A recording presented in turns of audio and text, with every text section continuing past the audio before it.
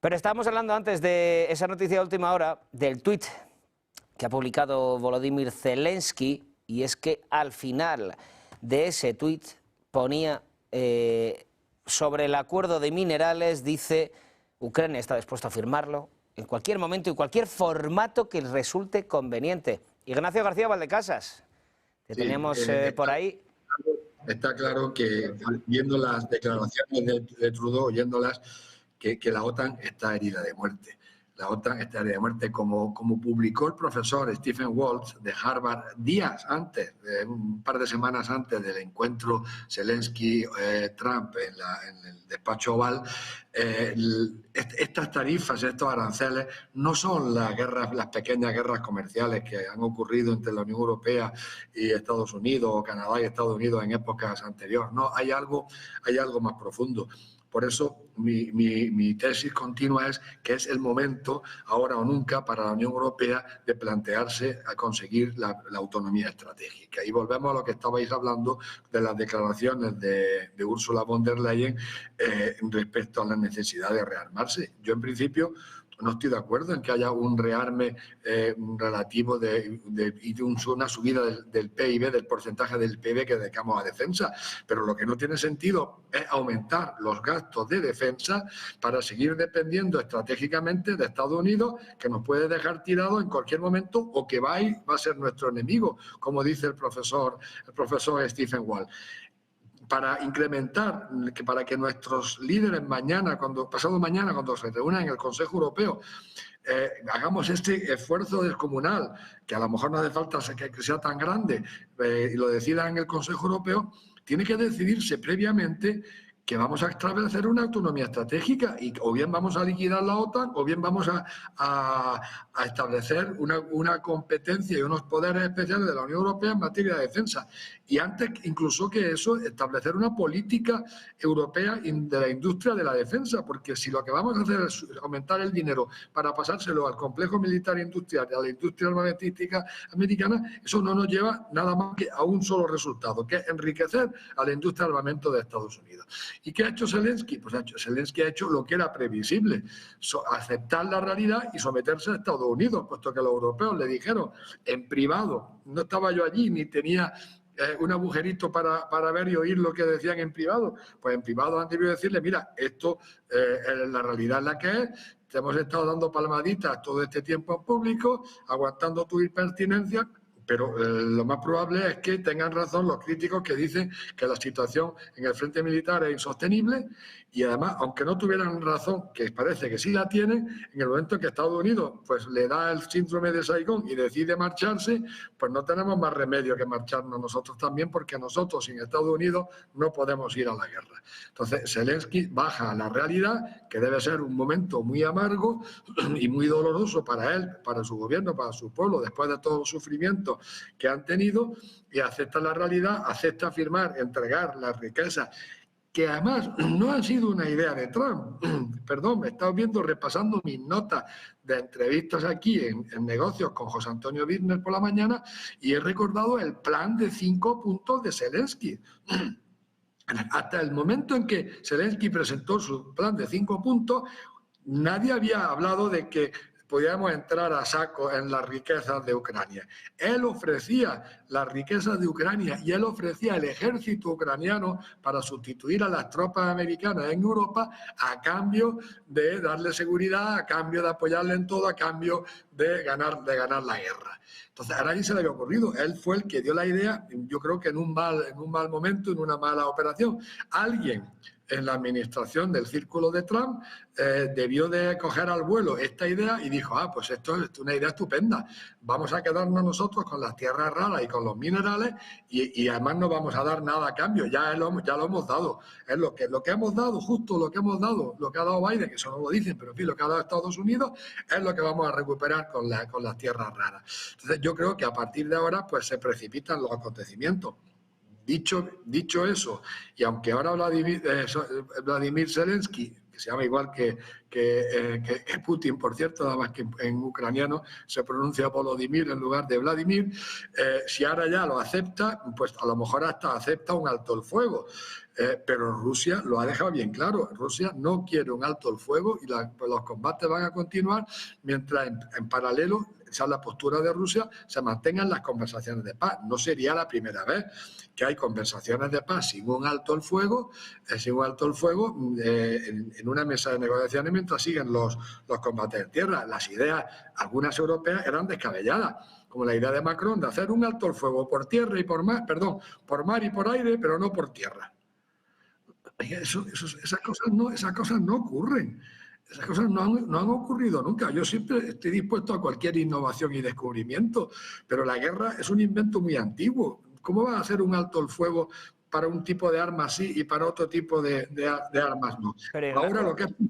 Ignacio, ¿estás diciendo que no está siendo realista en este punto Zelensky al pedir ese alto el fuego por tierra y aire? No. Esa fue una propuesta de Macron, no de Zelensky. Y lo que estoy diciendo es que Macron y los líderes europeos no han estado siendo realistas, por lo menos hasta hoy o hasta ayer. Zelensky lo que dijo es que no quiere un alto el fuego, y ahí coincidía plenamente con Putin, con el gobierno ruso. A lo mejor ahora lo que digo es que Zelensky sí acepta en principio el ir a un alto el fuego y en paralelo al alto el fuego a negociar. Pero lo que recuerdo es que Rusia en público ha dicho que no quiere un alto el fuego, que lo que quiere es negociar directamente y alcanzar un acuerdo global en paz de Ucrania y un acuerdo global de la seguridad europea con los Estados Unidos. Europa y la OTAN le importa poco al gobierno ruso, y además no se fía de nosotros, tampoco se fía del gobierno norteamericano, pero no tiene más remedio que negociar con él. Entonces, es posible que ahora Zelensky acepte lo que no aceptaba antes de un alto el fuego, pero que no lo acepte Rusia. Y eso será utilizado con toda lógica, como es normal, por los que han tenido que ceder en el último minuto en sus posiciones para decir Rusia está actuando de mala fe, no quiere un alto el fuego, hay que reanudar los esfuerzos para ayudar a Ucrania. Pero si McGregor, Ritter, Mearsheimer, Waltz y Refristadt tienen razón en el sentido de que la suerte estaba echada en el frente, pues sería volver a cometer errores detrás de otros errores. ¿Qué esperas ahora? ¿Cuáles crees que serán los próximos pasos del gobierno de Donald Trump? Ahora la iniciativa la tiene Trump. Y con Trump, la verdad es que yo siempre digo que la bola de cristal la tengo en el taller, porque es absolutamente impredecible. Se ha lanzado a una locura de aranceles que pueden terminar haciéndole daño a la economía americana. Estaba viendo con vosotros un programa y en otro La Fuente de que va a provocar inflación y de que va ahí. Pero eso pueden ser análisis interesados, porque yo lo que siempre recomiendo a la audiencia es que en principio no se fíe de nadie, que en principio no se fíe de ningún dato, porque todo está manipulado en función de la posición política, ideológica o de los intereses económicos. Pero hay análisis que dicen que va a aumentar, que se va a disparar la inflación, y otros que se va a reducir el crecimiento. Bueno, pues no sabemos. Trump no es tonto. Es un hombre inteligente y listo, y se ha rodeado de fieles que tampoco son tontos. Algunos, los mejores que ha habido nunca en el gobierno de Estados Unidos, como Tulsi Gabbard. El nombramiento de Tulsi Gabbard a mí todavía me sorprende. La gente no sabía quién es Tulsi Gabbard, y aconsejo y recomiendo a la audiencia que se documente sobre Tulsi Gabbard y qué ha hecho hasta llegar al puesto que ha llegado de director de inteligencia, por encima del director de la CIA y por encima del director del FBI y de cualquier otra inteligencia central o organismo de inteligencia y de espionaje. Entonces, ¿qué va a hacer Trump? Bueno, pues a lo mejor el último rumor era que va a empezar a suprimir las sanciones contra Rusia. Eso ya dejaría a los europeos, nos dejaría a nosotros absolutamente descolocados, por no utilizar una expresión más gráfica, nos dejaría absolutamente descolocados. Entonces, pues yo creo que no tenemos más remedio que wait and see, que esperar a ver qué hace Trump en este momento. Pero hay que recordar, la OTAN está herida de muerte. Es posible que los americanos quieran retirarse. Lo ha propuesto Elon Musk, irse de la OTAN y irse de Naciones Unidas. Eso sería pues la ruptura del orden internacional. Que Estados Unidos se saliera de Naciones Unidas y posiblemente la muerte de la organización. Pero yo siempre he dicho que la reforma necesaria de Naciones Unidas pues será el producto de un cataclismo, o porque por la evolución, cuando yo casi cuando ingresé, ya uno de los temas de la oposición era la reforma del Consejo de Seguridad. Y han pasado 45 años y seguimos hablando de lo mismo. Pero que ¿ves una posibilidad real de que Estados Unidos se plantee siquiera un abandono de la OTAN? Es decir, la OTAN se crea al final para tener una seguridad en Europa frente a Rusia, por mucho acercamiento que hay ahora. Frente a Rusia no, perdón, frente al comunismo soviético, que son dos cosas completamente diferentes. La OTAN se crea para frenar el expansionismo de la Unión Soviética, dirigida por el comunismo soviético. Los bolcheviques que machacaron a los ucranianos eran comunistas rusos y ucranianos, y machacaron al campesino ucraniano y al campesino ruso. Es que los conceptos estos, como empieces a confundirte, pues claro, luego al final llegamos a conclusiones erróneas. La OTAN nació para seguir el consejo de George Kennan y la política de containment y frenar a la Unión Soviética, que había que frenarla en aquel momento. Yo era partidario de entrar en la OTAN cuando entramos. Porque yo estaba viviendo en la Unión Soviética en ese momento y efectivamente había que frenar a la Unión Soviética hasta el último minuto que llegó Andropov y Gorbachev. Pero una vez que la Unión Soviética desapareció y que el comunismo se dio por vencido en la Guerra Fría y en la guerra ideológica, no tenía sentido mantener la OTAN. Y no solo se mantuvo la OTAN, sino que se amplió en contra de las promesas reiteradas que los altos cargos norteamericanos, especialmente el secretario de Estado Baker, le hicieron a Gorbachev. Gorbachev cometió el error de no pedirles que lo pusieran por escrito. Si lo hubieran puesto por escrito esas promesas, nos habríamos ahorrado muchas cosas, y una de las cosas que nos habríamos ahorrado habría sido la guerra de Ucrania. Entonces, que se plantee Estados Unidos salir, sí, porque si Estados Unidos consigue que los europeos gasten el 3 o el 4% de su PIB en armamento, aunque sea con una cierta autonomía extranjera, bueno, pues ya se pueden marchar de Europa y pivotan hacia donde van a encontrarse efectivamente con dificultad, que es en Extremo Oriente, donde se van a enfrentar a un enemigo real y que les puede hacer frente, que es China. Y claro, lo que están intentando desesperadamente es repetir la jugada de Kissinger y separar, lo mismo que Kissinger separó a China de la Unión Soviética, separar a Rusia de China, pero hemos sido nosotros, los países de la OTAN, especialmente Estados Unidos, el Reino Unido, los polacos, los bálticos y los nórdicos, que las cosas hay que llamarlas por su nombre, los que hemos empujado a Rusia en los brazos de China. Entonces, ahora que se vaya a Estados Unidos, bueno, pues yo creo que yo soy un europeísta convencido y un optimista en algunos momentos, no siempre. Pues si Estados Unidos se va de la OTAN, sería mucho más fácil conseguir la autonomía estratégica de Europa, de la Unión Europea. Habría que ver cómo se gestiona la cuestión de que el Reino Unido esté fuera, esté en Europa, y esté en la Europa de la defensa, pero no en la Unión Europea. A lo mejor quieren volver, pero ahí habría que ser muy golista y ponerle unas condiciones durísima para que no se vuelva a repetir todo lo que nos han hecho por la espalda, que lo sabemos muy bien los diplomáticos de carrera que hemos estado años y años en Bruselas. Entonces, habría que ver cómo se soluciona la cuestión de que el Reino Unido estuviera en la Europa de la defensa y no estuviera dentro de la Unión Europea. Y ahí sí tendría sentido tener una política industrial de armamento, y ahí sí tendría sentido finalmente la subida, una cierta subida del porcentaje del PIB que vamos a dedicar a la defensa. Pero aumentar el porcentaje del PIB que dedicamos a la defensa para enriquecer a la industria americana, pues la verdad me parece un sinsentido que espero que nuestros gobernantes ni siquiera se estén planteando. Ignacio, pero ¿por qué das por hecho que se va a comprar a Estados Unidos? ¿Crees que la industria europea no puede dar abasto, la industria armamentística europea? No tenemos industria armamentística, no tenemos. España ya prácticamente ha cerrado toda su industria.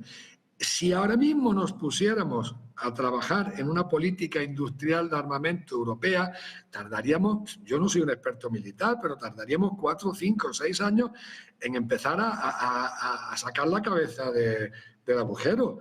Y tardaríamos posiblemente 6 o 7 o 8 años, si no más, en tener una auténtica defensa europea donde no hace falta el 100% comprárnoslo nosotros. Algunas cosas habrá que seguir comprándole a los americanos o incluso a los rusos, si otra vez nos amigamos, que es posible que nos amiguemos si aceptamos la realidad y comprendemos que ha sido un error inmenso empeñarnos en meter a Ucrania en la OTAN, cuando de toda la vida han existido los estados tampón que han evitado, que están ahí para evitar los conflictos. Entonces, es posible, pero hoy día la industria de armamento europea pues es muy débil, no podría hacer frente a un gasto de un 2, un 3, un 4% del PIB en armamento. Incluso sabiendo que una parte importante de ese porcentaje del PIB pues no se va a dedicar a armamento, se va a dedicar a tropas, se va a dedicar a instalaciones, se va a dedicar a otras cosas que son de la defensa, pero que no son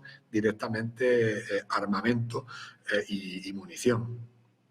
Necesitamos tiempo, eso no se improvisa, una política industrial europea de armamento no se improvisa y la subida del PIB tampoco es algo que se puede hacer de la noche a la mañana, eso habrá que hacerlo escalonadamente, pero insisto, no debemos hacerlo si no tenemos ante una autonomía estratégica y una política industrial de armamento europea. La última reflexión nos vamos a quedar y con esta sensación de que Europa llega tarde, ¿no, Ignacio? Llega tarde, no, llega tardísimo. Llega tardísimo. Yo creo que es que desde el año 2004, desde la última ampliación del año 2004, con la excepción del COVID y la excepción de la mutualización de la deuda, pues los avances que se han hecho son avances bastante limitados.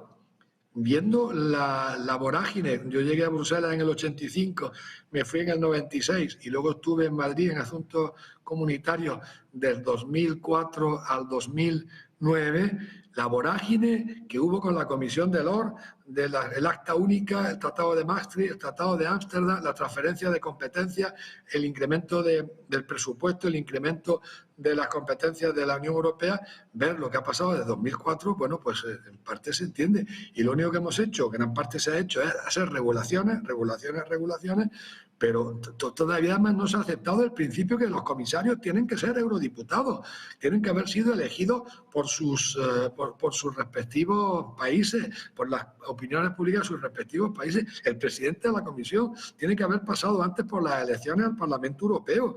El Consejo Europeo no puede nombrar presidente de la Comisión y comisario simplemente por un acuerdo entre distintos países y distintas fuerzas políticas.